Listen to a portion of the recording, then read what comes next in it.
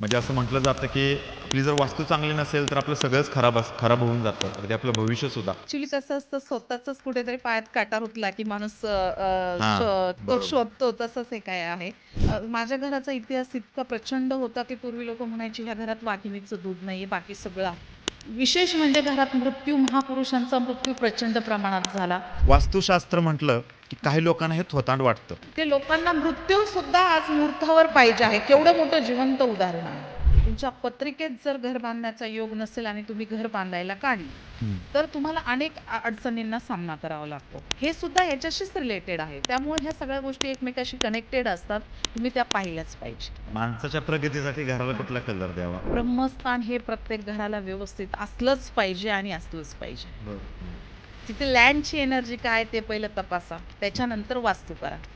ज्यांना ज्यांना बाळ व्हायला प्रॉब्लेम आहे ना, त्यांची लँड एनर्जी त्यांनी पहिल्यांदा चेक केली पाहिजे. हो. तर ती वास्तुशांती केल्याने सगळे प्रॉब्लेम सॉल्व्ह होतात का? जर ती वास्तू खराब असेल किंवा जागा जरी खराब असेल तरी?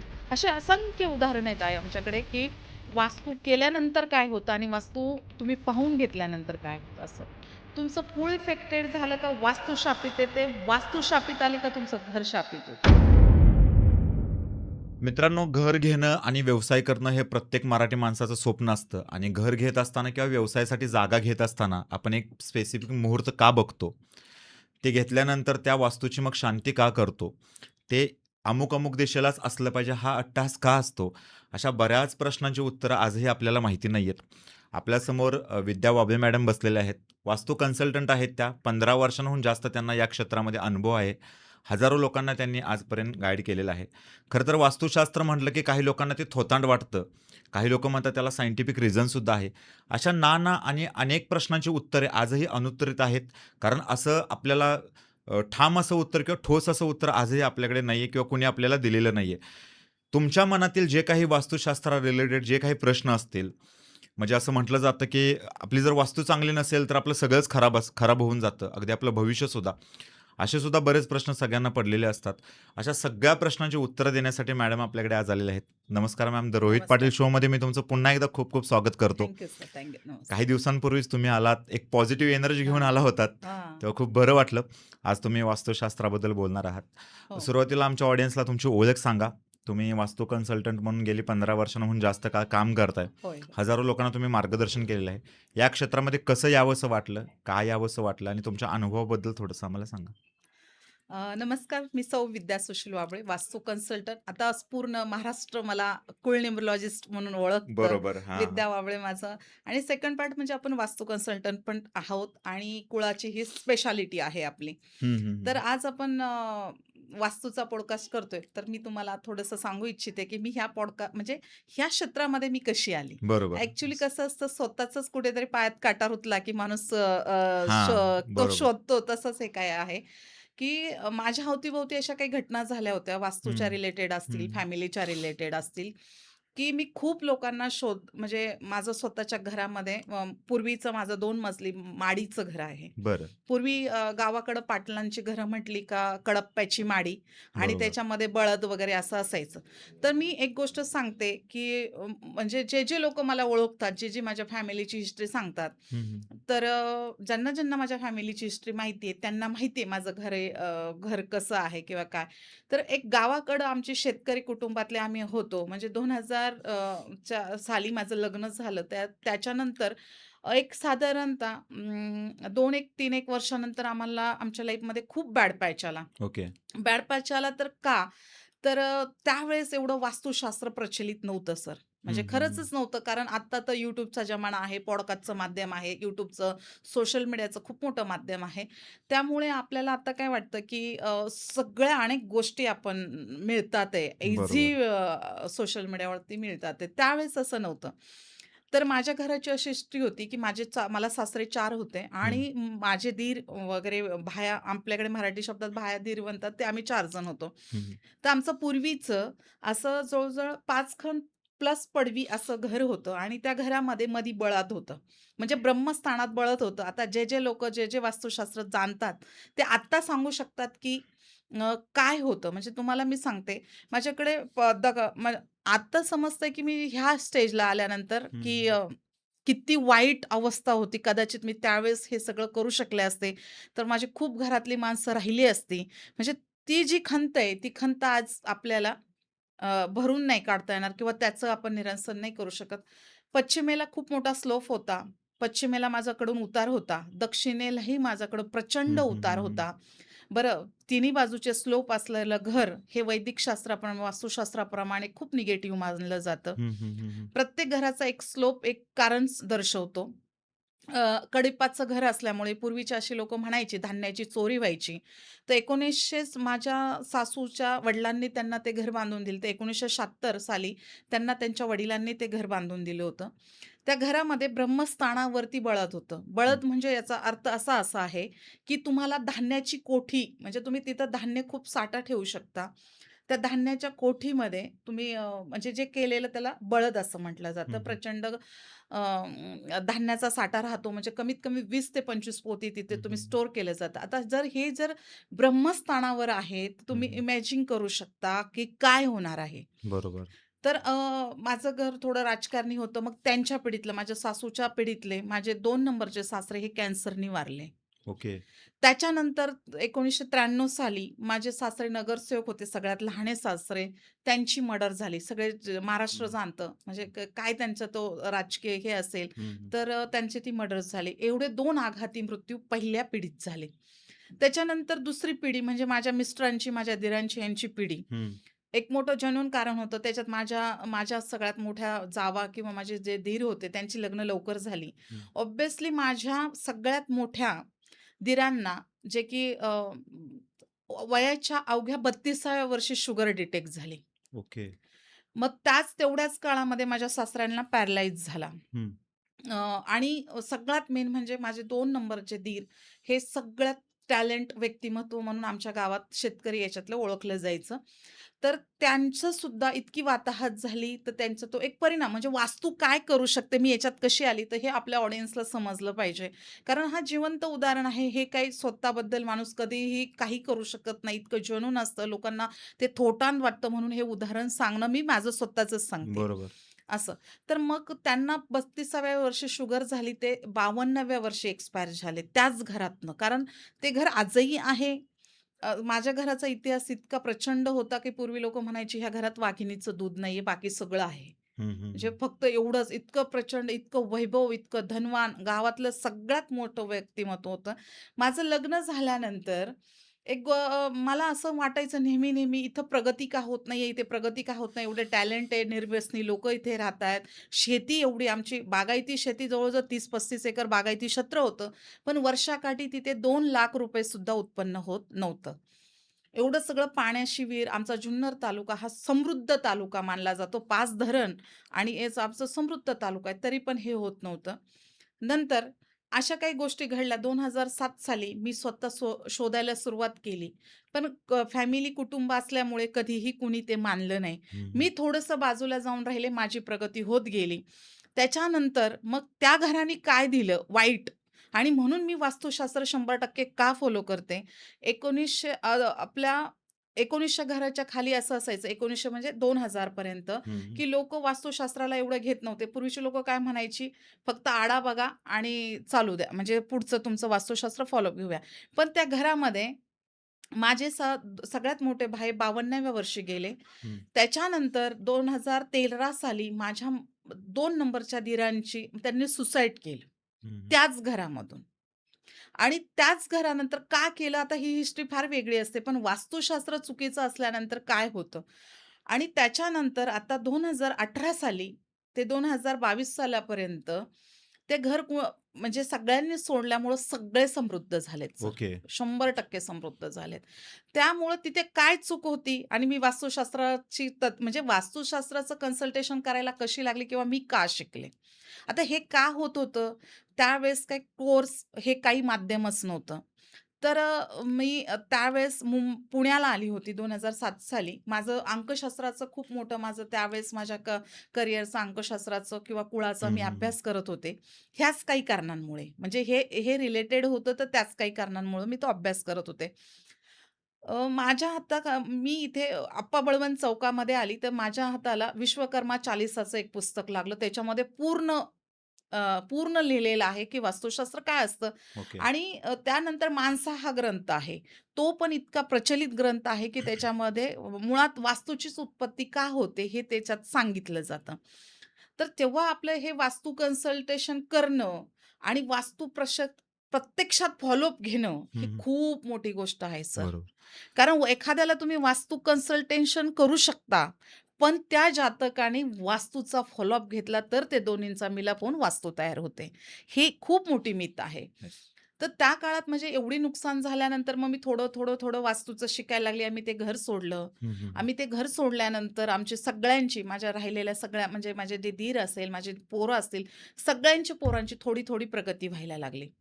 आता त्याच्यात काय होतं, की वास्तूचं म्हणजे स्लोप होता. सगळ्यात जास्त ईशान्येला खूप मोठी-मोठी झाडं वाढलेली होती. सगळ्यात म्हणजे ब्रह्मस्थानावरती प्रचंड मोठा खोलगा होता. त्याच्यामुळं आम्ही कधीच वरती आलो नाही. आमची एक फायनान्शियल कंडिशन कधी एका लेव्हलला गेली नाही. नाही.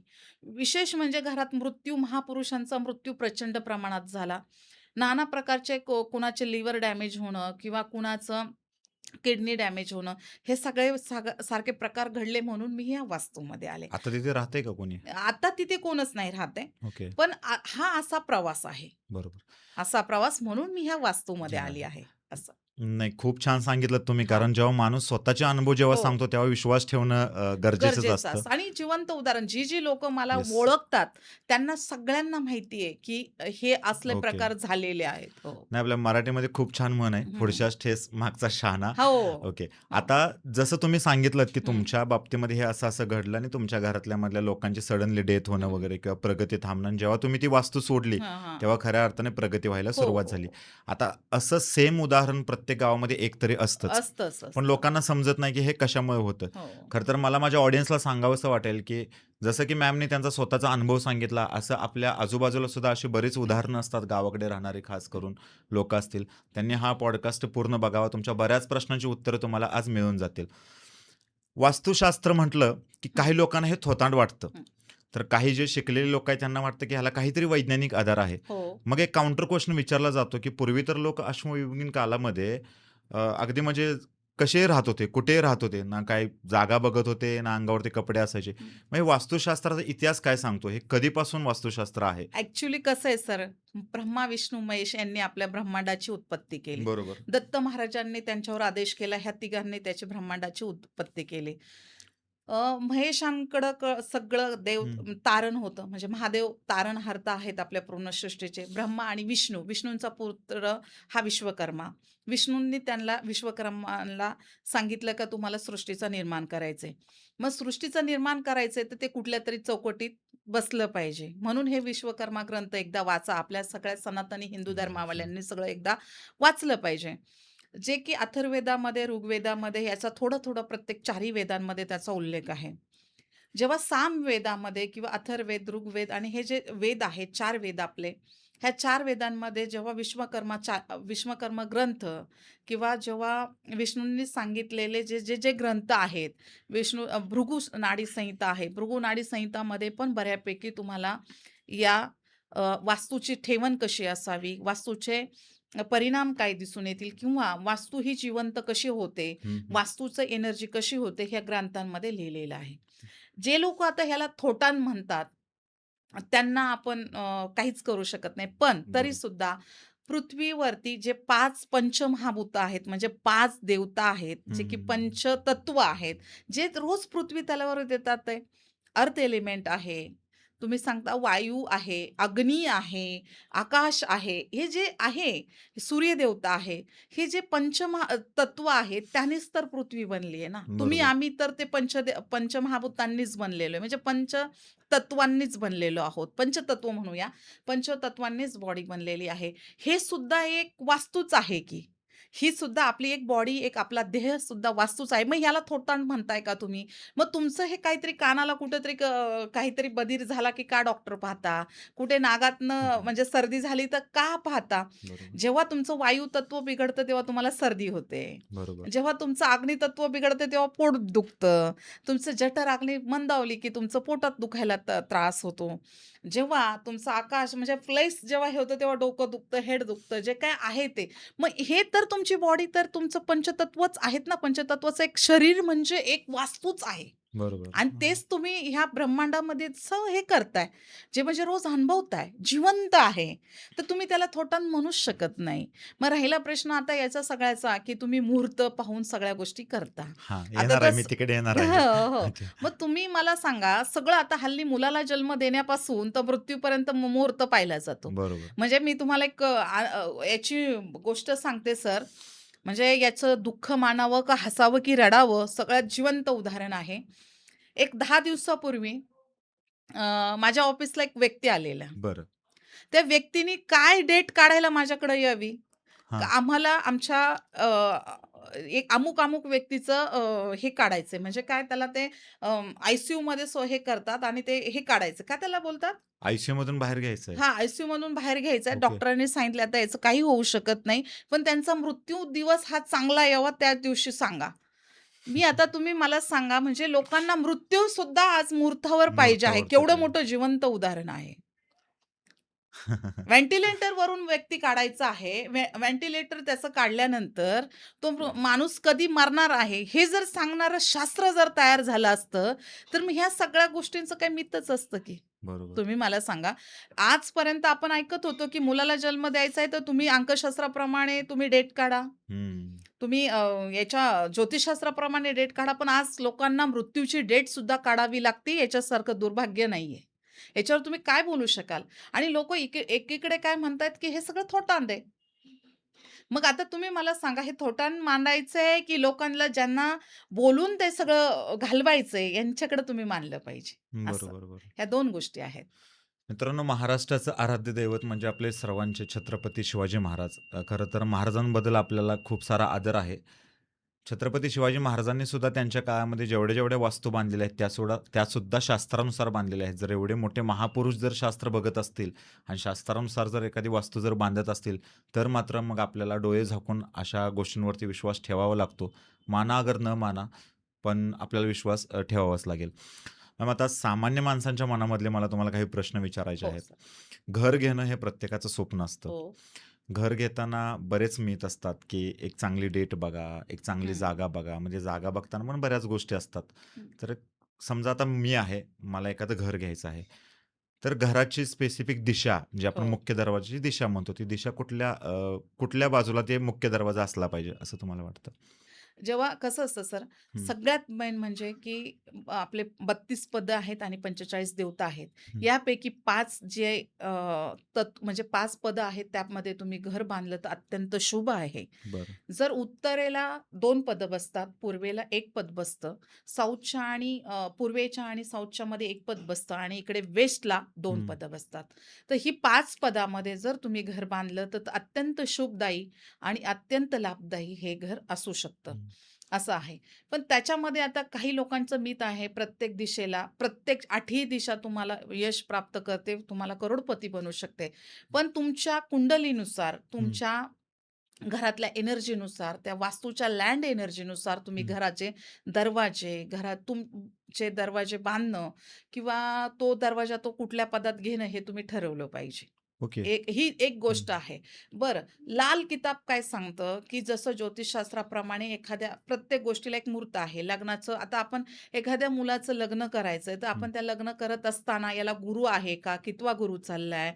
किंवा अ, मग आता याला विवाह आलेला आहे किंवा नाहीये, हे पाहून जसं लग्न करतो, तसंच घर सुद्धा आपण तेच हं, बांधून हं, हं. म्हणजे ते पाहूनच घर बांधतो.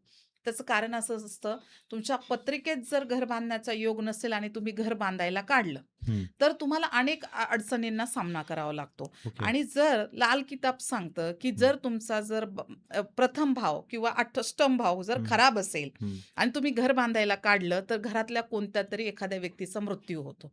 हे शास्त्र आहे, त्याचं कारण आहे. त्याचं एक मोठं हे आहे, पण वास्तूचं तुम्ही वास्तू कधी बांधली पाहिजे किंवा वास्तूचा कसा फॉलोअप घेतला पाहिजे, हे बेसिक गोष्टी लोकांना माहिती पाहिजेत. आता माझ्याकडे ह्या वर्षी खूप चांगले पैसे आलेत म्हणून मी घर नाही बांधू शकत. हं, हं, प्री हं. प्लॅनिंग करा. तुमच्या म्हणजे तुमचा पहिल्यांदा चार्ट वाचा. तुमचं चांगलं कन्सल्टेशन घ्या व्यवस्थित आणि त्याच्यानंतर तुम्हाला घराला जर योग असेल तरच घर बांधा. ओके. नाहीतर तुम्ही घर थांबवलं पाहिजे. बरं, घर बांधत असताना घर कुणाच्या नावावर आहे, ते पद कुठल्या पदात घेतल्यानंतर तुम्हाला शुभदायी आहे, तर तुम्ही हे ठरवूनच तुम्ही घर बांधलं पाहिजे. माझे या रिलेटेड 2 प्रश्न आहेत तुम्हाला, हो. जे की प्रत्येकाला पडू शकतात. पहिली गोष्ट म्हणजे स्पेसिफिक माणसाची कुंडली हां, हां. आणि वास्तुशास्त्र हे एकमेकांना कनेक्ट आहेत का? 100% कनेक्ट आहे सर. ओके. तुमच्या एखाद्या माणसाचं बघा, मी याच्यावरती तुम्हाला चांगलं उदाहरण देते. एखाद्या माणसाचं आपण तळापासून घर घेतो, तर हं, 4 भिंती उभ्या राहतात आणि ते घर 10, 15, 20 वर्ष तसंच पडतं. ते घर हं. बांधणंच होत नाही. बरोबर. त्याचं कारण काय असतं? तुमच्या हं, कुंडलीत जेव्हा घराचा योग नसतो, हं. तेव्हा तुम्ही ते घर बांधायला घेतलंय. अच्छा, ओके. मग तुमचं हं, पैशाचे नुकसान होणार, अचानक हं, घरातल्या कुठल्यातरी व्यक्तीला आजारपण येणार. हं, तुम्ही हं, तसं करूच नका ना. पहिल्यांदा तुमच्या तुमच्या जो कोणी त्या घराचा कर्ता-धर्ता आहे, हं, हं. जो कोणी ज्येष्ठ पुरुष आहे, तो जर घर बांधणार असेल, तर त्या घराच्या जो कोणी पैसा म्हणजे कसं, की घरातला ज्येष्ठ पुरुष पैसा लावणार आहे, त्याच्या नशिबात घर आत्ता ह्या वर्षी बांधणं आहे का? हं. ते पाहूनच तुम्ही केलं पाहिजे. हां. आणि एखाद्या लोकांचं बघा कसं होतं, असं वाटतं, की 6 महिन्यात त्यांनी घर उभं केलं. कारण बरोबर. प्रचंड योग असतो. Okay, okay, okay. एखाद्याचं आपण कधीतरी हं, आपल्या हं, हं. आजूबाजूला पाहतो, एखाद्याने बंगला बांधायला काढला, पाडव्याला कुदळ घेतली आणि पुढच्या श्रावणात आणि दिवाळीत तो बंगला ओके, वास्तुशांती असं. मग ते प्रचंड योग आलेले असतात. अच्छा. कुठेही न हानी हं, होता, हं, हं, न हं. पैसे कमी पडता, न कशाचा त्रास होता, ते वास्तू बनली जाते. हे सगळं तुम्ही त्याच्यामधून अनुभव घेतला पाहिजे. असं आहे. नाहीतर असं कधीही तुम्ही घराची कुदळ मारणं, हं, हं. घराची भूमिपूजन करणं असं नाही केलं पाहिजे. म्हणजे कधी-कधी एखाद्या घराचं बांधकाम हां. खूप काळ रखडतं किंवा रखडतं. एखादी हं. बिल्डिंगचं काम 2-2, 3-3 वर्ष थांबतं. तर थांबतं. त्याला हे कारण असतं, की 100% ते हेच कारण नसतं, असतं. ते योग हं. आलेला नसतो. योग आलेला नसतो. हो. बरं, मला अजून एक महत्त्वाचा प्रश्न विचारायचा आहे. समजा एखाद्या घरामध्ये 5 लोकं राहणार आहेत. हो, हो. सपोज मी आहे. हं, माझे आई, बाबा, भाऊ-बहीण आणि मी अशा आम्ही 5 जण राहणार आहोत हं. आणि मला जर घर बांधायचं आहे, तर ते 5ही लोकांच्या पत्रिका जुळवून आणि योग बघणं गरजेचं आहे का? ज्याच्या नावावरती ते घर असणार आहे हां. त्याचं? त्याच्याशी काही घेणं-देणं नसतं. ज्याच्या नावावर घर आहे त्यांनीच ते घराचं पाहावं. हं, हं, तुमच्या हं. 5 पत्रिका नाही पाहिल्या तरी चालतात. ओके. असं आहे. हं, हं.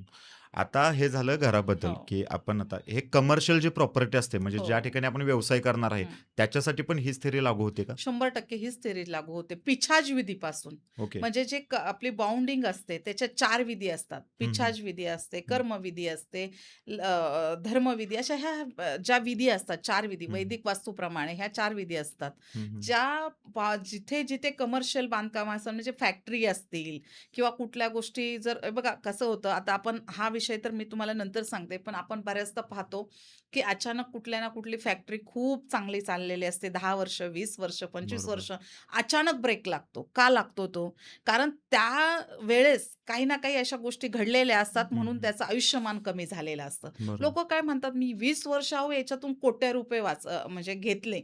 मग काय होतं, ती वास्तूची जी लँड एनर्जी आहे ती दिवसांदिवस डाउन, डाउन, डाउन होत जाते हं, हं. आणि त्या माणसाची पत्रिका कुठेतरी इफेक्टेड झाल्यानंतर दोन्हींचा मिलाप होतो आणि ती कोलॅप्स होऊन जाते ती. जी हं. काही फॅक्टरी असेल, कमर्शियल बांधकाम हं, असेल, हं. घराचंही अगदी तसंच आहे.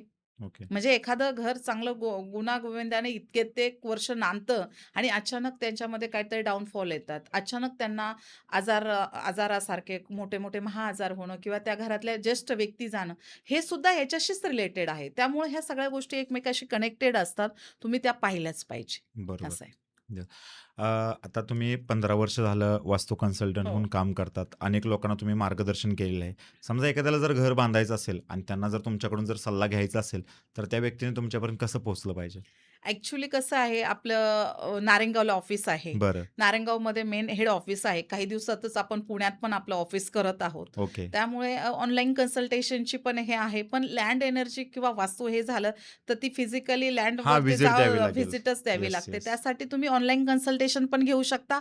ऑफलाईन आपल्या जुन्नरच्या पासून अलीकडं नारायणगावला आपलं ऑफिस आहे. बरोबर. असं आहे.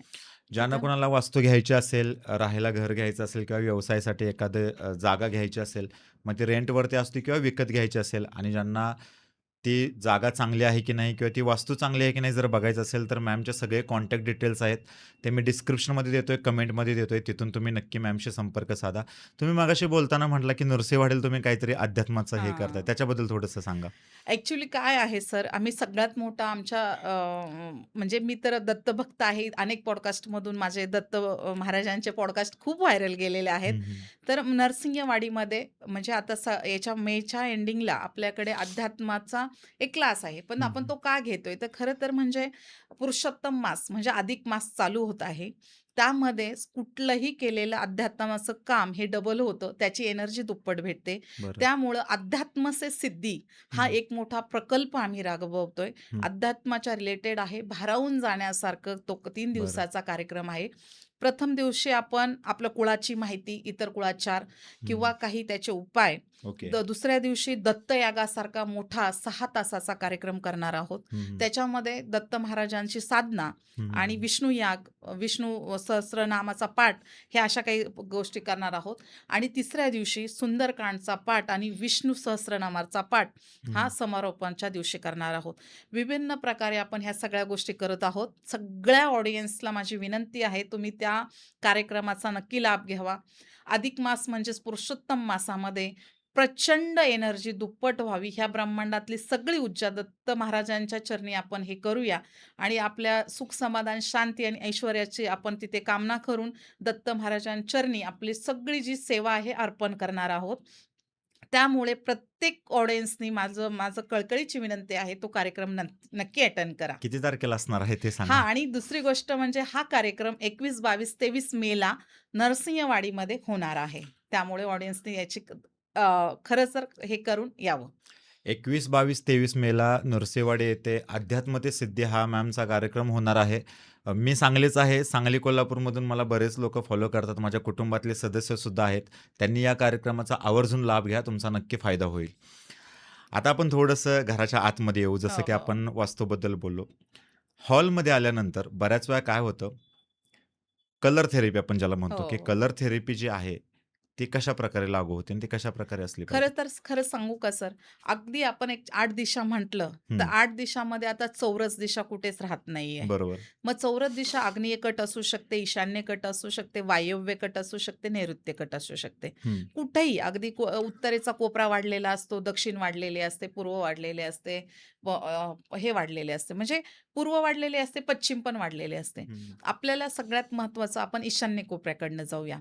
सगळ्यात महत्त्वाचं म्हणजे ईशान्य कोपऱ्यात जर टॉयलेट असेल, तर सगळे लोकं जाणतात, की तिथे कॅन्सरसारखे आजार जीवघेणा होतात. आजार होतो. जीवघेणे आजार होतात. आपल्या हं, घराचा आय जो आहे, ज्या हं, आयवरनं आपल्या घराचं आयुष्यमान ठरतं, तो आयुष्यमानानुसार तुमच्या घराचे ते काही लोकांना लवकर परिणाम दिसतात, काही लोकांना लेट दिसतात.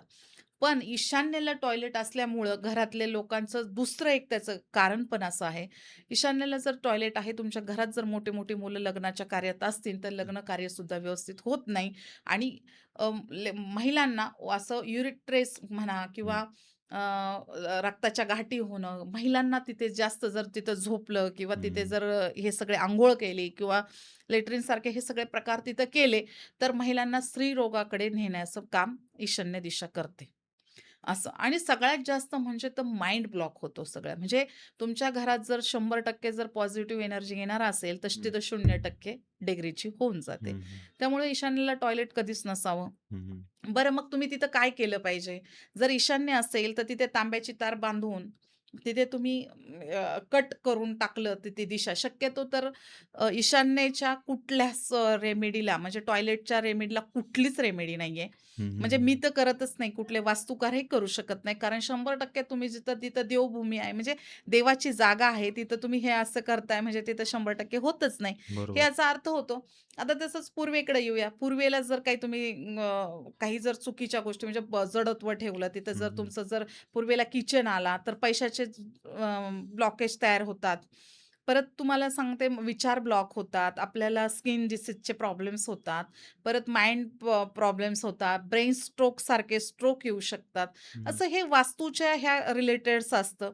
परत आता तुमचा आग्नेय कोपऱ्यात तुमचा किचन म्हणजे किचनच आला पाहिजे. पण समजा आग्नेयकट असेल, तर मग पैसाचा फ्लो कमी होतो. ओके. पैसा सगळ्यात जास्त पहिल्यांदाच तुमच्या मनी फ्लोवरती काम करतो आग्नेय कोपरा. कारण शुक्र देवता तिथे विराजमान आहेत आणि शुक्र देवताच तुम्हाला पैसा देते. हं, हं. मग हे सगळं असतं आणि साऊथकडे गेलं तर तुमची साऊथ ओपन असेल तर आजारपणाचं घर बनलं जातं. सगळ्यात म्हणजे साऊथ ओपन असेल आणि काही लोकांना साऊथ खूप देऊन जाते. ते आता ते तुमच्या परीक्षेच्या म्हणजे तुमच्या याच्यावरती पण डिपेंड आहे. तुमच्या पत्रिकेवरती पण बरोबर, डिपेंड बरोबर. आहे. साऊथ ओपन असेल किंवा साऊथला द्वार असेल, तर नक्कीच काही लोकांची जर पत्रिका इफेक्टेड असेल, साऊथला द्वार असल्यानंतर अचानक मृत्यू होणं, ॲक्सिडेंट सारखे प्रकार होणं हं, हं, हं. किंवा अ, म असं टोकदार हत्याराने काहीतरी लागून मृत्यू होणं, ह्या सगळ्या प्रकार तिथे घडतात.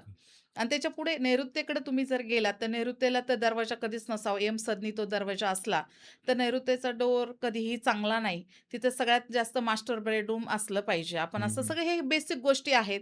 पण जर आपल्याकडे दिशा सगळ्यात जास्त मानली जाते पश्चिम दिशा, वेस्ट दिशा ही म्हणजे 270 डिग्रीची दिशा म्हणजे डबलची दिशा 280, 270 म्हणजे तिथे जिथे काहीही कराल. तर काही लोकं म्हणतात उत्तरेला तुम्ही हे करून बघा, उत्तरेला पैसा ठेवून बघा. मी तर म्हणते काही लोकांना तुम्ही पश्चिमेला पैसे ठेवून पहा, डबलच होतात. कारण तुमची शनी देवताची दिशा, शनी महाराजांची दिशा आहे. तिथं डबल होण्याचं काम करतं. तुमचे मनी फ्लो असेल, हं, तुमचं हं. सोनं असेल, प्रॉपर्टीचं असेल, प्रॉपर्टीचे पेपर असेल, तर 200 डिग्री 270-280 डिग्रीमध्ये ठेवून बघा. तिथं तुमचं ऑलरूप करा. तुमच्या चांगल्या मेन फायली तुम्ही तिथं ठेवायला मदत म्हणजे ठेवा. तिथं तुम्हाला पैशाचा फ्लो वाढायला मदत होईल. बाकीच्या सगळ्या गोष्टींना तुम्हाला तिथं मदत होईल. असं. आता वायव्य देवता कशी असते? वायव्य देवतेमध्ये तुमचं गेस्ट रूम वगैरे बनलं पाहिजे. पण जर समजा ती काही मुलांचा स्टडी रूम असेल, तिथे पण चालतो. पण जर तिथून डोर बनला, तर तिथे मग थोडंसं कसं अपघाती मृत्यू, एन्झायटीचे प्रकार, मानहानीचे प्रकार, हे बरेचसे प्रकार तिथून होतात. आता हे 32 पदांचे वेगळे-वेगळे प्रकार आहेत, पण आपण ढोबळमानाने हे हं. काढले जातात. तर वास्तुशास्त्राप्रमाणे आपण इथे सगळं सांगू नाही शकत. पण आता उत्तरेला दोन्ही पदं खूप चांगली आहेत. हं, हं. उत्तरेला 0 डिग्रीपासून 5 पर्यंत 2 पदं बसतात. ती 2 पदं उत्तरला डोर असणं अत्यंत शुभदायी आहे. खूप सुंदर आहे. त्यामुळे तुम्ही ह्या पदामध्ये तुम्ही घेतलं तर चांगलं बसतं आणि चांगल्या सगळ्या गोष्टी तुमच्या घरामध्ये येणं-जाणं ह्या हं. सगळ्या काही असेल शांतता, सुख, समाधान हेच लागतं माणसाला बरोबर. याच्यापेक्षा वेगळं काय आणि खरं तर याच्या व्यतिरिक्त माणसाचं सुखच नाहीये काय. मानसिक बरोबर. समाधान आणि पैसा सगळं असेल प्रचंड तर हे सगळं होतं. बरोबर. असं. आता हे जे तुम्ही सांगितलं, हे स्वतःच्या मालकीचं घर असल्यानंतरच लागू होतं, की जर एखादा व्यक्ती रेंटवरती राहत असेल, हां. तर रेंटलला पण ह्या गोष्टी लागू होतात? नाही दोन्हींलाही होतात. खरं तर 6 महिन्यापेक्षा जास्त जर तुम्ही त्या घराला वास्तव्यात असाल, ओके. 3 महिन्यापेक्षा किंवा 6 महिन्यापेक्षा, हं. तर तुम्हाला रेंटर घर सुद्धा त्रासदायक देऊ शकतं. देऊ शकतो त्रास. 100% देऊ ओके. शकतं. आता बऱ्याच ज्या बिल्डिंग्स आहेत हं. पुण्यामध्ये वगैरे, त्यांचा जो किचनचा ओटा आहे, हं, तो हं. ॲक्चुअली काळ्या कलरचाच असतो आणि आपलं हो. वास्तुशास्त्र सांगतं, की काळा कलर हा किचनमध्ये नसावा हो, किंवा हो. ओटा काळ्या कलरचा नसावा. आता मला तर माझ्या वाचनात आलेलं आणि मी जेवढं समजते तेवढं, हं. 2 गोष्टी आहेत बघा. पूर्व दिशा ही सूर्याची दिशा मानली जाते बरं. आणि आग्नेय देवता म्हणजे अग्नी आणि काळा काळा कलर हा रिप्रेझेंट शनीला आहे हं. आणि अग्नी देवता म्हणजे सूर्य आणि अग्नी एकत्र आली तर ते चालतच नाही. म्हणजे तसं कुठे हेच नाही, पितरा-पुत्राचं पटत नाही. हे हं, हं. एक देव हं. हे आहे आणि दुसरी गोष्ट म्हणजे कलर तिथे तो आग्नेयला काळा कलर चालतच नाहीये. बरं. दुसरी गोष्ट आणि तिसरी गोष्ट म्हणजे की शुक्र देवता तिथे विराजमान आहेत हं. आणि शुक्र देवतांचा कलर व्हाईट कलर आहे. हं. तिथे तुम्ही ग्रीन वगैरे करा, ग्रीन करा, व्हाईट करा, ऑफ व्हाईट कलरचा तुम्ही हे लावा. तर मग हे सगळं चालेल. पण तुम्हाला तिथे काळा 100% अवॉइड केला पाहिजे. आता काळा कलर तिथे काळ्या कलरचा ओटा नसावा यासाठी वेगळे-वेगळे वास्तुकार वेगळं-वेगळं मीच सांगतात. पण मला त्याच्यातले हे 2 जेन्युइन कारण वाटतात, की तिथे सूर्याची एनर्जी हे होते म्हणजे अग्नी म्हणजे सूर्यच आहे. हं. आणि शुक्र देवतांचा कलर व्हाईट असल्यामुळे मला ते ह्या दोन्हींचं कॉम्बिनेशन माझ्या वाचनात आलंय. म्हणून मला हे जेन्युइन कारणं 2 वाटतात. त्यामुळं अग्नी तत्वामध्ये काळ्या कलरचा कडप्पा नसावा. 100% नसावा. असं. माणसाच्या प्रगतीसाठी घराला हां. कुठला कलर द्यावा असं तुम्हाला ऑफ वाटतं? व्हाईट कलर सगळ्यात बेस्ट असतं. आतून ना? आतून आणि बाहेरून बरं. दोन्ही कलर ऑफ व्हाईट कलर. हं. तसं तर प्रत्येक एनर्जीचा एक वेगळा कलर आहे. पण ऑफ व्हाईट कलर काय असतो तुमच्या जीवनावरती तुम्ही जर मोठ्या-मोठ्या राजनेत्यांच्या घरात गेले, तर हं. पूर्ण ऑफ घरातून व्हाईट ऑफ व्हाईट असतं. कलर ऑफ असतो. व्हाईट एक असतं. रिचनेस देतो तो येस. तुम्हाला आणि तुम्हाला व्हाईट घर म्हणजे आपण आता कसं म्हणतात व्हाईट घराची पद्धत जास्त आलेली आहे. पण ऑफ व्हाईट त्याच्यामध्ये तुम्हाला रिचनेस देतो. त्याच्यात गोल्डन सोनेरी कलर जसं तुम्ही टाकलं म्हणजे गोल्डन कलर आणि ऑफ व्हाईट कलर हे तुम्हाला लाईफचं लक्झरी देऊन जातो. हे 2 कलर तुम्ही करू शकता. कोणते कलर हं. नसले पाहिजेत? सगळ्यात जास्त घराला ब्लॅक आणि रेड कलर अजिबात नसावेत. ओके. येलो कलर पण तुम्ही चुकीच्या ठिकाणी केला तर तुमचा क्लॅश फ्लो होणारच नाही. होणारच नाही. हां, म्हणजे तुम्ही आता जर समजा आग्नेय देवता आहे आणि तिथं जर पाण्याचा निळा कलर दिला, तर अतिशय वाईट ना. अग्नी-पाणी एकत्र झालं तर काय होणार आहे? बरोबर. आणि ईशान्येला जर तुमचा म्हणजे ईशान्य देवता कशी आहे, तिथे ईशान्येचा कलर थोडासा म्हणजे ब्लू आहे ना, तिथे हं, पाण्याचं ठिकाण मानलं जातं. उत्तरपासून ईशान्येपर्यंत पाण्याचं दिशा आहे हं. आणि तिथे जर तुम्ही जर काळा कलर देताय किंवा रेड कलर देत म्हणजे जर क्रॉस कलर दिले, तर मग ती कलर थेरपी तर मग फार चुकीच्या पद्धतीने होते आणि हे लोकांनी साधे-साधे जरी गोष्टी बदलल्या, तरी खूप चांगला रिझल्ट बदल येतो. घडू शकतो. हो. मॅम, मी बऱ्याच वेळा ना मोठ्या लोकांच्या घरी वगैरे जाणं होतं माझं किंवा ते जे व्यवसाय करतात हो, त्यांच्या हो. व्यवसायाच्या ठिकाणी जाणं होतं ऑफिसला. मी जेव्हा जातो ना तेव्हा ते भिंतीवरती घोड्यांचा फोटो लावलेला असतो, हो. जे धावतेले घोडे असतात. हो, हो. त्याच्या पाठीमागचं काय माहीत आहे, कारण मला आजपर्यंत ना हां. त्याचं मेन रिझन आहे ते कोणी सांगितलेलं नाही. जर तुम्ही सांगू शकत असाल तर सांगा? ॲक्चुअली कसं असतं सर, आपल्या 4 दिशा आहेत, मेन 4 दिशा. बरं. त्याला 4 दिशेला वेगळे-वेगळे घोडे तुम्ही ठेवले पाहिजेत. ओके, असं पण आहे का? हो, आता कसं होतं, जे रथाने 7 घोड्यांनी जोडलेल्या रथाच्या म्हणजे सूर्यदेवतांच्या हं. हातामध्ये रथाचं हे असलेलं हे तुम्ही पूर्व दिशेला पाहिजे तो. बरं. तो जो म्हणजे उगवता सूर्य आणि सूर्यदेवता रथ घेऊन चाललेले आहेत, हं. असा तो धावणारे घोडे म्हणजे हं, हं. थोडक्यात धावणारे घोडे हे पूर्व दिशेला लावे. कारण त्याच्यातून तुम्हाला मान, सन्मान, प्रतिष्ठा, पैसा तुम्हाला तिथून देतो. जर तुम्ही जर इकडे दक्षिणेला जर घोडे लावत असाल, तर निळ्या कलरचे घोडे लावा बरं. किंवा येलो कलरचे घोडे लावा. पण ते कधी 7च घोडे लावले पाहिजे. ओके. आता तुम्ही इकडे जर थोडंसं याला केलं, तुम्ही रेड घोडे पण तुम्ही इकडे ठेवू शकता हं, आग्नेयच्या ह्या भागामध्ये हं, तिथे. पण ते तुम्ही कसं प्लास्टिक असतं, तर ते प्लास्टिक आम्ही वैदिक वास्तूमध्ये थोडंसं अव्हॉइड करतो. त्याच्यामध्ये ते आम्ही हं, ठेवू देत नाही. हं, पण घोडा हा नेहमी पूर्वेलाच असावा किंवा उत्तरेला तोंड करून दक्षिणेला असावा. ह्या हं, 2 दिशेत हं, जर हं, तुम्ही 2 प्रकारचे घोडे ठेवले, तर प्रचंड पैसा, मान-सन्मान तुम्हाला येतो. हं, हं. असं आहे. आता हे झालं घराबद्दल. हं, पण ज्यांना जागा घ्यायची आहे, हं, त्यांच्यासाठी काय? कारण बऱ्याच वेळा असं म्हटलं जातं, की कॉर्नरची जागा कधी घेऊ नये हं, किंवा जिथे रोड जाऊन थांबतो, हं. अशा ठिकाणची जागा नाही घेतली पाहिजे. हां, याच्याबद्दल रोड जाऊन थांबतो इन द सेन्स की साऊथचा टी. म्हणजे ओके. कसं असतं, साऊथचा हा रस्ता आहे हं, हं. आणि इकडे उत्तरेला त्याचं चाललंय आणि इथे रस्ता थांबलाय. तर बरोबर. साऊथच्या टीवरती तुम्ही कधीच घर नाही घेतलं पाहिजे. हं, हं. तुमचं दुकान पण तिथे नाही पाहिजे. चौराहा जो म्हणतो आपण, हं, हं. त्याला तिथे नाही झालं पाहिजे. चौराहा जो असतो, हं, हं. तो तिथं नाही झाला पाहिजे. 100% जर साऊथच्या टीवर तुमचं घर असेल, तर घरातले 1-2 व्यक्ती जातात. बापरे! घर घर बांधलं सडनली 4-5 वर्षामध्ये लोकांचे मृत्यू व्हायला सुरुवात होतात. हं, हं. त्याच्यामुळे तुम्ही हे घर 100% टाळलं पाहिजे. ॲक्सिडेंटली तरी लोकं जातात किंवा अचानक काहीतरी होऊन ते लोकं जातात. त्यामुळे हे घर तुम्ही 100% टाळलं पाहिजे. म्हणजे साऊथचा टी. ओके. खूप म्हणजे खूप अनहित घडतं त्यामुळे तिथे तुम्ही हं. नाही गेलं पाहिजे. तुम्ही पॉडकास्टच्या स्टार्टिंगला काहीतरी ब्रह्मस्थानाबद्दल बोलला होता. हो. बऱ्याच वेळा काय होतं, ग्रामीण भागामध्ये जुनं घर असतं आणि त्याच्या हं, पुढे हॉल वगैरे बांधतात हं, आणि तो हॉलचा जो हॉल असा उंच असतो आणि मग पायऱ्या उतरून खाली जावं लागतं हं. घरामध्ये. हो, हो. तर ते वास्तुशास्त्रानुसार योग्य आहे का? ॲक्चुअली कसं असतं माहिती आहे का, पूर्वेला उतरणाऱ्या पायऱ्या किंवा पूर्वेला चढणाऱ्या पायऱ्या ह्या समप्रमाणात किंवा विषम प्रमाणात हं. वास्तूच्या कंडिशननुसार असाव्यात. बरं. वास्तूमध्ये अनेक प्रकार वास्तुकारांची वेगळी-वेगळी मत आहे. हं, हं. पण तुम्हाला मी एक गोष्ट सांगू का, ब्रह्मस्थान हे प्रत्येक घराला व्यवस्थित असलंच पाहिजे आणि असलंच पाहिजे. बरं. ते ब्रह्मस्थानामधून म्हणजे तुमची नाभी कशी, मी तुम्हाला मगाशी हं, हं. सांगितल्याप्रमाणे तुमची बॉडी ही पंचतत्वाची आहे. हं, हं. पंचतत्व कुडून त्याला आपल्या 72 नाड्या ह्या कुडून काम करतात आपल्या जे नाभीमधनं. हं, हं. मग ती आपलं जर बॉडी एक काम करते, आपलं पूर्ण एवढं पंचतत्वाचं शरीर, कोट्यावधीचं शरीर जे चालवते, ज्याचे अनिगणित हे आहे, तसं तुमच्या घराला एक नाभी आहे आणि त्याच्यावर तुम्ही जडवत्व ठेवताय, त्याच्यात खोल खड्डा करताय, ज्याच्यात काहीतरी करताय, तर तुमचं अख्खं घर इम्बॅलन्स होणार आहे. ईशान्येला टॉयलेट नसावं ही मिथ आहेच आहे. पण ईशान्येच्या टॉयलेट इतकेच वाईट परिणाम जर तुमची घराचं ब्रह्मस्थान खराब असेल, तर तुम्हाला त्याचे चुकीचे परिणाम भोगायला मिळतात. मग ते ब्रह्मस्थान खराब आहे की चांगलं आहे हे कसं ओळखायचं? ब्रह्मस्थान खराब आहे की चांगलं कसं ओळखायचं? तर तुम्ही घराचा सेंटर काढा. कुठेही ओके. अगदी कोणाला डिग्री मोजता येत नसेल हं, किंवा डिग्री मोजता आली तर बेस्टच. हं, पण 0 डिग्रीमध्ये उभे राहून इकडे नॉर्थकडे दक्षिणेला पाठ करून नॉर्थकडे हे करा हं, आणि जो सेंटर येईल हं. 4 दिशेच्या मध्यांकात तो जो म्हणजे तुमची नाभी आहे. आणि तिथे कुठल्या ब्रह्मस्थान गोष्टी आहे. असल्या पाहिजेत आणि नसल्या तिथं पाहिजेत? क्लीनच पाहिजे ते. मुळात ओके. ते स्वच्छ सुंदर करावं. वरून त्याच्यावरती लाईट लावावी. रोज स्वच्छ केलं पाहिजे. गंगाजल त्याच्यावरती हळदीने त्याचं लेपन करून व्यवस्थित रोजच्या रोज तुम्ही ते पुसा. अगदी एनर्जाइज होतं. आज हं, आमच्याकडे उपाय म्हणून नाभी ओपन करतो. नाभी ओपन करण्याचा पण एक विधी आहे. हं, हं, हं. पण जर घराची नाभी ओपन जर केली तुम्ही, तर त्या घराच्या नाभी ओपन केली म्हणजे एका मुलाला जन्म दिल्यासारखं आहे. मग ते मुलाला असे सगळे तुमचं वय, वय, वय, वय वाढत जातं असं. एक बालकासारखं ह्या सगळ्या गोष्टी आहेत. तुम्ही त्या व्यवस्थित फॉलोअप घेतला पाहिजे. हं, हं. सगळ्याच गोष्टी तुम्हाला वास्तुशास्त्रात जमत नाही. पण काही गोष्टी अशा आहेत का तुम्ही त्या जमवून घेतल्या पाहिजेत, असं आहे. बरोबर.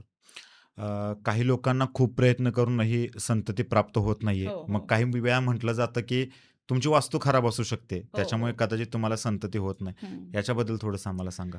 सर खरं सांगू का? वास्तुशास्त्र म्हणजे हं, वास्तू म्हणजे कुठे उभी राहते? एका लँडवर. हं. तिथे लँडची एनर्जी काय ते पहिलं तपासा. ओके. त्याच्यानंतर वास्तू करा. बरोबर. ज्या लँडची एनर्जी चुकीची आहे त्याच्यावरती 100% वास्तू वास्तुशास्त्राप्रमाणे बनतच नाही. हं, हं. आता काय होतं वास्तूमध्ये काही लोकं म्हणतात, की अमुक दिशा कट असली म्हणजे काय वायव्य कट असली किंवा गर्भधारणेला प्रॉब्लेम हं. येण्यासाठी अनेक गोष्टींचं मिथ आहे. काही लोकं काही वास्तुकार म्हणतात वास्तू वायव्य कट असेल तर बाळ होत नाही किंवा काही अनेक गोष्टी काय म्हणतात आग्नेय तुमची चुकली तिथे काही जर इलेक्ट्रिकचं काही म्हणजे पाण्याच्या काही गोष्टी आल्या किंवा तुमचं जे काही इलेक्ट्रिसिटीचं बोर्ड आहे ते चुकीच्या ठिकाणी हं, गेलं तरी असं काही गोष्टी घडतात. पण मी तुम्हाला खरंच सांगू का सगळ्यात मेन माझ्या ऑडियन्सनी ऐकलं पाहिजे. ज्यांना बाळ व्हायला प्रॉब्लेम आहे ना, त्यांची लँड एनर्जी त्यांनी पहिल्यांदा चेक केली पाहिजे. ओके. त्या लँड एनर्जी खाली जर काही शल्य सापडतंय का? म्हणजे काय? काय कुत्र्याची हड्डी, कुठल्या मानवी जातीची हड्डी किंवा कुठल्याही प्राण्यांची हड्डी जर असेल आणि त्याच्यावर तुमचं घर बांधलं गेलं असेल, तर सगळ्यात चुकीचं आहे. बरं, याच्यानंतर सगळ्यात आपलं लँड एनर्जीवरून निघालं. आपल्याकडे पूर्वी चुलहंगण केलं जायचं. हं. कोळसा जर आत दफन झाला, कोळसा आणि त्याच्यावर जर तुम्ही घर बांधलं, तर त्या घरातल्या ज्येष्ठ पुरुषाचा मृत्यू होतो आणि त्या घरामध्ये बालक जन्माला येत नाही. हे आपल्या ऑडियन्सनी समजलं पाहिजे. ह्या साध्या-साध्या गोष्टी असतात. आता काय होतं की म्हणजे आता पायाभरणी करताना, हं. की बऱ्याचदा डोक्याइतकी माती काढून फेकावी लागते. पण काय होतं, की गावाकडं जी लँड एनर्जीमध्ये हे केलं, तर फाउंडेशनमध्ये हे केलं, तर तीच माती पुन्हा दाबली जाते. बरोबर. मग एवढं काही पाहिलं जात नाही. अजून तर 50-60% लोकांना वास्तू हे काय हेच माहिती नाहीये. हं, हं. 50-60% लोकं खूप अवेअर आहेत. आता YouTube सारखं माध्यम किंवा हे गॅजेट इतकं चांगलं झालंय, तर लोकं त्या एनर्जीकडे पाहतात. पण या साध्या-साध्या गोष्टी आहेत, की अ, अ, म्हणजे मी तुम्हाला त्याचं प्रमाण पण देऊ शकते. जर ह्या काही जर हड्डी असेल किंवा काही प्रमाण असतील, तर तिथं तंत्र क्रिया काही किंवा प्रेतबाधा काही ह्या सगळ्या गोष्टी तिथं झालेल्या असतात म्हणून त्या गोष्टींना म्हणजे होतं. थोडक्यात काय बाईला बाळ होत नाही म्हणजे वंशवृद्धी व्हायला प्रॉब्लेम होतो. Okay, okay, okay. मग त्याच्यामुळे तुम्ही सगळ्यात आधी लँड एनर्जी चेक करा आणि मग वास्तू चेक करा. ओके. मग त्याच्यानंतर तुम्हाला समजलं जातं. बऱ्याच लोकांच्या मनामध्ये एक मिथ आहे, हं, की एखादी वास्तू घेतली किंवा एखादं घर बांधलं, हं, त्याच्यानंतर आम्ही वास्तुशांती करतो. हं, पूजा वगैरे घालून वगैरे कार्यक्रम वगैरे ठेवून. मग त्यांना वाटतं, की वास्तुशांती केली म्हणजे सगळं काही हं. व्यवस्थित झालं. हो, हो. तर ती वास्तुशांती केल्याने सगळे प्रॉब्लेम सॉल्व्ह होतात का? जर ती वास्तू खराब असेल किंवा जागा जरी खराब असेल तरी? का कारण की वास्तुशांती हां. आणि वास्तुशास्त्र ह्या वेगवेगळ्या गोष्टी आहेत का? तुम्हाला मी एक खरं सांगू का सर? पूर्वी काय व्हायचं, की आता ना म्हणजे मला ते म्हणायचं नाहीये, की लोकांनी प्रत्येक गोष्टीला महत्त्व देऊ नये. हं, पण शास्त्रशुद्ध पद्धतीने कुठं शास्त्र फॉलो होतं आज मला सांगा? जर ते आपल्याकडे भटजी जर म्हणा किंवा गुरुजी आपल्याकडे आले असतील वास्तू शांत करायला, हं. त्यांना कोणी काय देतंय काढून किती शास्त्रशुद्ध पद्धतीने तुम्ही वास्तुशांती करता मला फक्त तेवढं सांगा? बरोबर. लोकांचा वेगळाच कल असतो. पाहुणे-रावळे आपल्याकडे येत असतात. आपला त्यांचा अर्धा हं. जीव त्याच्यात असतो. कोणाला गरमी लागत असते. ते गुरुजी काय मंत्रपठण करतात ते कळत नसतं. लक्षात. एक हा वास्तुदोष लागला जातो. दुसरी गोष्ट म्हणजे जर त्या लँड एनर्जीमध्ये काही तंत्रक्रिया मी मगाशी म्हटल्याप्रमाणे भूत, प्रेत, प्रात काय असेल, पिशाच विधी असेल, हं. कुठली विधी तिथे लागली असेल, वास्तुशांत करून काय होणार आहे? त्यामुळे तुम्ही पहिल्यांदा तुमची ती जी काही घर बांधताय त्याची लँड एनर्जी करून घ्या. ती शुद्ध करा आणि मग घर बांधा. हे तुमच्यासाठी योग्य आहे. त्यामुळे वास्तुदोषही लागणार नाही आणि वास्तुशांती केल्याचं समाधानही तुम्हाला मिळेल. आणि वास्तुशांती म्हणजे काय? जी वास्तूला शांत करायची जी शांती असते म्हणजे अग्निहोत्रासारखं जे काय म्हणजे आपण अग्नी प्रज्वलित करतो. पण का करतो? तर त्या वास्तूमध्ये काही जे काही सूक्ष्मजीव आहेत, जे काही ब्रह्मांडामधले ज्या इतर एनर्जीज आहेत, अदृश्यप्रमाणे त्याला शांत करणं म्हणजे वास्तुशांत. वास्तू पण एक एनर्जीच आहे ना, त्याला नाभी आहे, त्याला हात आहेत. वास्तू पुरुषाला पाहिलं का तुम्ही असं मांडी घालून आपलं असं हे केलेलं, मग बरोबर. त्याला सगळं आहे. म्हणजे जसं बाळाला आपण जन्म दिल्यानंतर त्याची 5वी करतो किंवा त्याचे सगळे संस्कार करतो. 16 संस्कारापैकी पहिल्या संस्कारापासून 5वी करणं, बारसं घालणं, मग नंतर सगळं नामकरण करणं, ह्या सगळ्या गोष्टी असतात. तर त्यातलाच एक प्रकार वास्तुशांती आहे. बरोबर. म्हणजे एक तुम्ही एका गोष्टी आता जसं आपण एखादी विहीर खोदली, त्या विहिरीला पाणी लागलं तर गंगापूजन करतो. का करतो? म्हणजे त्या गंगेचं पाणी पवित्र तिथं येऊ देत किंवा ह्या पाण्यापासून सगळ्यांना लाभ होऊ देत म्हणून गंगापूजन केलं जातं प्रत्येक म्हणजे आता हल्ली करतात माहीत नाही. पण आमच्या लहानपणी जर कुठल्याही विहिरीला पाणी लागलं तर गंगापूजन व्हायचं. तसं हे अनेक एकमेकाचे प्रकार आहेत. ते लोकांनी व्यवस्थित समजून घेतलं पाहिजे. नाहीतर मग काय सोशल मीडियावरती आहेच आहे. वास्तुशांती करा आणि हे करा आणि ते करा आणि ते करा असं. बरं. असं नाही झालं पाहिजे. काही घरांमध्ये पैसा खूप असतो, हां. प्रगती पण होत असते, पण त्या घरामध्ये शांतता नांदत नसते. हो. घरातली एखादी ठराविक व्यक्ती असते, दंगा करणं किंवा घरामध्ये कायम असं दंगा वगैरे असणं वगैरे. हं, हं. हे काय वास्तूचा प्रॉब्लेम असू शकतोय का त्या पर्टिक्युलर व्यक्तीच्या कुंडलीचा वगैरे? मग ह्यानी आता काय असं जर प्रॉब्लेम असेल, तर त्यांनी काय केलं पाहिजे? ॲक्चुअली आता आपला पॉडकास्ट चाललाय वास्तूचा. पण मी ओके. थोडंसं खरंच म्हणजे ह्या वेगळ्या वेने सांगते तुम्हाला. याच्यात ना कुळाचा पण इफेक्ट असतो. बरं. कसं असतं कुळ इफेक्टेड झालं का तुमच्याकडं वास्तू चुकीची येते. म्हणजे नेहमी मी पॉडकास्टमध्ये हेच सांगितलंय लोकांना. तुमचं कुळ इफेक्टेड झालं का वास्तू शापित येते. वास्तू शापित आली का तुमचं घर शापित होतं. घर शापित झालं का हे सगळे प्रकार चालू होतात. आपल्याकडे मुंबईचे सगळ्यात मोठे ना म्हणजे खूप मोठ्या हुद्द्यावरती हं, हं. कॉन्ट्रॅक्ट बेसचे कामं चालतात त्याचे काहीतरी अभियंता आहेत ते. बरं, बरं, एवढे बरं. मोठे अधिकारी आहेत आणि त्या अधिकाऱ्यांच्या घरी मी व्हिजिटला गेले होते सर. हं. प्रचंड म्हणजे त्यांची कमीत कमी 900 ते 1000 कोटीची प्रॉपर्टी आहे बापरे! आणि 1000 कोटीची प्रॉपर्टी असल्यामुळे प्रायव्हेट जीवन सगळ्या गोष्टी प्रायव्हेट 2 म्हणजे आदल्या ज्या त्यांच्या मिसेस होत्या, कमी वयात त्यांचं एक्सपायर झाल्या हं. आणि दुसऱ्या ज्या मिसेस त्यांनी केल्या त्या मुलासाठी केल्या. मुलं पण अशी झाली 2 जुळी मुलं झाली, दोन्ही अपंग आहेत. अरे बापरे! का त्याचं कारण असं होतं, कूळ इफेक्टेड होतं पहिली गोष्ट. कूळ इफेक्टेड झाल्यामुळे हं, त्यांचं हं. काय झालं, की त्यांनी जी काही त्यांचा घराचा जो समुद्राकाठी जो व्हिला घेतला. हं, पूर्वी समुद्राकाठी खूप असे डेड बॉड्या गाडल्या हं, जायच्या, हं. तिकडे टाकायचं, हे करायचं. त्यांनी तो व्हिला घेतला. त्या व्हिल्याच्या खाली त्यावेळेस तिकडे ख्रिश्चन धर्माचं काही ते बॉडी गाडणं असं म्हणजे गाडणं होतं. मग ते काही दिवसांनी हे झाल्यानंतर तिथे झालं. आता तो इतिहास त्यांनी आम्हालाच सांगितला, की असं-असं होतं. त्याच्यामुळं बघा त्यांचं लाईफ पूर्ण डिस्टर्ब झालं. एवढं सगळा प्रचंड पैसा. सर कामाला नव्हते, सरांचे मोठे-मोठे बिझनेस पण होते. म्हणजे ह्या सगळ्या गोष्टी होतात. कारण काय, की तुमचं कुळ इफेक्टेड झालं. कुळ इफेक्टेड झाल्यामुळे तुमच्याकडे वास्तू तशी आली आणि वास्तू तशी आली त्यामुळे तुमचं आयुष्य पुढे गेलं. आज दोन्ही मुलं अपंग आहेत. वंश वाढण्याचं कारणच नाहीये. म्हणजे सगळं स्तब्ध झालं तिथे. असं आहे. त्याच्यामुळे ह्या अशा गोष्टी केल्या नाही पाहिजेत खरं तर. असे असंख्य उदाहरणं आहेत आहे आमच्याकडे, की वास्तू केल्यानंतर काय होतं आणि वास्तू तुम्ही पाहून घेतल्यानंतर काय होतं असं. मित्रांनो, बऱ्याच वेळा काय होतं, खास करून ग्रामीण भागामध्ये एखाद्या पिढीला खूप मोठी श्रीमंती आलेली असते. खूप श्रीमंती बघितलेली असते एखाद्या पिढीने आणि दुसरी पिढी अक्षरशः पूर्ण गरिबीमध्ये जाते. याला सुद्धा कारण असतं वास्तुदोषच असतो याचं सुद्धा कारण. बऱ्याच वेळा काय होतं, आपण खूप कष्ट करतो. बऱ्याच लोकांचं असं म्हणणं असतं, की आम्ही खूप कष्ट करतोय, पण आमची काही प्रगती होत नाहीये. त्यांनी सुद्धा आपलं वास्तू ठीक आहे का? आपण जिथं राहतोय ते, ते बघून घेतलं पाहिजे. बऱ्याच वेळा काय होतं, की जसं की मॅमनी सांगितलं, की वास्तू जर खराब असेल, तर त्या घरामध्ये संतती होत नाहीये. त्याचं सुद्धा कारण असतं, की वास्तू खराब असणं. असे अनेक प्रकारचे प्रॉब्लेम्स लोकांच्या मनामध्ये असतील. तुम्हाला काही अडचणी असतील, तर मॅमचे कॉन्टॅक्ट डिटेल्स मी डिस्क्रिप्शनमध्ये देतोय, कमेंटमध्ये देतोय. तिथून मॅमशी कॉन्टॅक्ट करा आणि त्यांच्याकडून योग्य तो सल्ला घ्या. त्या तुम्हाला योग्य ते मार्गदर्शन नक्कीच करतील. आणि 21, 22, 23 मेला अध्यात्म ते सिद्धी हा कार्यक्रम होणार आहे नरसिंहवाडीला. जो कोणी हा पॉडकास्ट जे कोणी कोल्हापूर आणि सांगलीमधून बघत असेल, त्यांनी आवर्जून जा तिथे नरसिंहवाडीला. खूप छान प्रोग्राम आहे. मॅम तिथे असणार आहेत आणि त्या कार्यक्रमाचा नक्की आस्वाद घ्या. मॅडम वास्तुशास्त्राबद्दल तुम्ही बऱ्याच गोष्टी सांगितल्या, की लोकांनी काय केलं पाहिजे आणि काय नाही केलं पाहिजे. पण आता हं, मला सांगा, सामान्य माणसाच्या मनामध्ये खूप डाउट्स आहेत, खूप हं. प्रश्न आहेत, ज्यावरती आपण चर्चासुद्धा केली. आता याच्यावरती उपाय काय?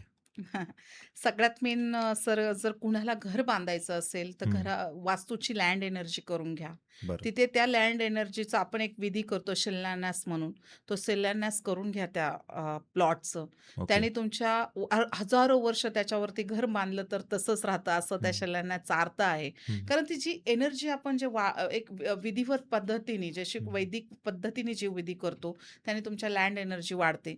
दुसरी गोष्ट म्हणजे लोकांना काय पाहिजे असतं? प्रतिष्ठा, मान, पैसाच पाहिजे असतो. बरोबर. त्यासाठी आपण ज्या 32-16 दिशा आहेत, त्या हं, 16 दिशेला रत्नाध्याय करतो. ते हं, एक रत्नाध्याय करून घ्या. समजा लोकांना आता असं वाटतं, की हे खूप खर्चिक गोष्टी आहेत. मग हं. त्याच्यामध्ये असं केलं पाहिजे का तुमच्याकडे काही गोष्टींचं आपण कलर थेरपी कमी पैशामध्ये. कारण वास्तुशास्त्र म्हणलं का सर लोकांच्या मनात एकच मित्त बसते, खूप सारे पैसे. हं, खूप हं. सारे वास्तुकार खूप सारे पैसे घेतात आणि ह्याच्यामध्ये कमी-कमी गोष्टींमध्ये पण तुम्ही साधना करा. जे की आम्ही आता नरसिंहवाडीमध्ये त्याच सांगणार आहोत. बरं. ज्या साधना लोकांना की तुम्ही काय केलं पाहिजे घरामध्ये, अग्निहोत्र कसं केलं पाहिजे किंवा घरामध्ये जर लँड एनर्जीचं काही प्रॉब्लेम असेल, तंत्रविद्या, कुठल्या काही गोष्टींचे बाहेर पिशाच असेल घरामध्ये, तर तुम्ही काय केलं पाहिजे असं. हं, हं, हं. तर ह्या सगळ्या गोष्टी करून घेतल्यानंतर तुमच्या वास्तूला नक्कीच एनर्जाइज भेटेल आणि बाकीच्या गोष्टींमध्ये तुम्हाला नक्कीच फायदा खूप मोठ्या ओके. प्रमाणात होईल. हे तुम्ही सगळं करता? तुमच्याकडे हो. होतं हे? मी स्वतः करते. ओके. कित्येक घरी आपण केलेला पण आहे. हं, असं हं. छान त्याचा रिझल्ट पण तसाच आहे. ओके. म्हणजे फिजिकली व्हिजिट देता त्या हो, ठिकाणी. फिजिकली व्हिजिट देतो तिथे म्हणजे सर. कोणाला जर घर बांधायचं वगैरे असेल किंवा हो, जागा घ्यायची हो. असेल, तिथे बिल्डिंग उभा करायची असेल, तर ते लोकं तुमच्याशी हो, संपर्क करू हो, शकतात. हो. ओके. जर कोणाला असं काही करायचं असेल, विधी वगैरे करून घ्यायचे असतील, तर मॅमशी संपर्क साधा. मॅमचे कॉन्टॅक्ट डिटेल्स आपण डिस्क्रिप्शनमध्ये देतोय. पुन्हा एकदा मी सर्वांना आवाहन करतो, सांगली, कोल्हापूर जिल्ह्यामधून कोणी हा पॉडकास्ट बघत असेल, तर त्यांनी 21, 22, 23 मेला नरसेवाडी येथे होणारा अध्यात्म से सिद्धी हा प्रोग्राम नक्की अटेंड करा. मॅम तिथं स्वतः उपस्थित असणार आहेत आणि तुमच्या सगळ्या प्रश्नांची उत्तरं पण त्या तिथे देतील. तुम्हाला भेटतील सुद्धा. मॅम तुम्ही थोडंसं आमच्या ऑडियन्सला याबद्दल सांगा. स अ, अ, अध्यात्म से सिद्धी याचा अर्थ असा आहे, जर तुम्ही अध्यात्म व्यवस्थित फॉलोअप नाही घेतला, तर सिद्धी प्राप्त होत नाही. काही लोकं आम्हाला असं म्हणतात, की आम्ही अध्यात्मासाठी खूप काही करतो, पण आम्हाला सिद्धी प्राप्त होत नाही. त्याचं उत्तर म्हणजे अध्यात्म से सिद्धी. हा प्रोग्राम खूप माइंड ब्लोइंग प्रोग्राम आहे आणि म्हणजे नरसिंह सरस्वती महाराजांच्या चरणी, दत्त महाराजांच्या चरणी पुरुषोत्तम मासमध्ये दत्त महाराजांच्या सानिध्यात राहून 3 दिवसाचा हा प्रोग्राम आहे. पुरुषोत्तम मास म्हणजे अधिक मास म्हटलं, की सगळी जे काही अध्यात्माची हे असेल, तर ते डबल एनर्जी होते. म्हणजे आपण जे काही अध्यात्माची कामं करतो, ती डबल होतात. तिथे असेल तर कृष्णामाईची ओटी, पितृदर्पण जे की आपण सगळ्या ह्याच्यासाठी करतो. आपल्या पितरांसाठी करतो. पहिला दिवस म्हणजे 21 मेला आपल्याकडे पहिल्यांदा माझं लेक्चर, कुळाच्याबद्दल लेक्चर आणि मग दत्त महाराजांची सेवा कशी करावी आणि अध्यात्म कसं फॉलोअप घ्यावा हे असणार आहे. 22 तारखेला दत्तयागाचा पहाटे 5 वाजल्यापासून तर 12 वाजेपर्यंत दत्तयाग चालू असणार आहे. त्याच्यानंतर दत्त साधनेचा मंत्र उच्चारण वगैरे हे सगळे मंत्र साधना, मंत्र उच्चारण हे सगळं आपण तिथे घेणार आहोत. तिसऱ्या दिवशी म्हणजे समारोपाच्या 23 मेला आपल्याकडे तिथे समारोपाच्या दिवशी सुंदरकांडचा पाठ आणि विष्णू सहस्त्रनामाचा पाठ म्हणजे विष्णू महात्म्य ह्या सगळ्या गोष्टींचं आपण समारोपण घेणार आहोत किंवा पाठ घेणार आहोत. अत्यंत शुभदायी आणि अत्यंत दुर्लभ असा कार्यक्रम आहे. तर सगळ्यांनी अटेंड करा आणि सगळ्यांनी ह्या कार्यक्रमाची शोभा वाढवा. येस, नक्कीच हा कार्यक्रम खूप छान होईल आणि या कार्यक्रमाला आपली लोकं उपस्थित राहतील अशी अपेक्षा व्यक्त करू. हो, आणि पुन्हा एकदा अजून एक वेगळा टॉपिक घेऊन येऊया. हा पॉडकास्ट जेव्हा पब्लिश होईल तेव्हा अनेक लोकांच्या मनामध्ये अनेक डाउट्स तयार हो होतील सर. नवीन. ते प्रश्न पण आपण घेऊन परत पुन्हा एकदा तुम्हाला पॉडकास्टसाठी मी इन्व्हाईट करेन हो. आणि त्यावेळी त्या प्रश्नांची उत्तरे मी तुमच्याकडून नक्कीच घेण्याचा सर, प्रयत्न नक्कीच. करेन. इथे आलात आणि खूप छान मार्गदर्शन आम्हाला केलंत, आमच्या ऑडियन्सला केलंत त्याबद्दल तुमचे मनस्वी आभार. Thank thank